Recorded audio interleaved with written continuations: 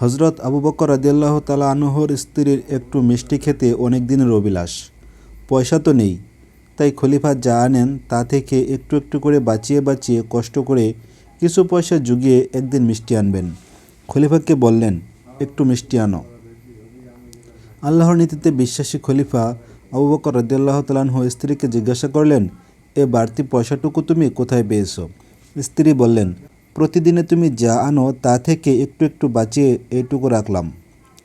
আবু বকর রাদিয়াল্লাহু তাআলা আনহু বললেন, সর্বনাশ, তাহলে তো বোঝা গেল রাষ্ট্রকর্ম থেকে আমার এতটুকু না হলেও চলবে, আজ থেকে আমি এটুকু নেব না। আর ওই বাড়তি টাকাগুলো তিনি রাষ্ট্রীয় কোষাগারে জমা দিয়ে দিলেন।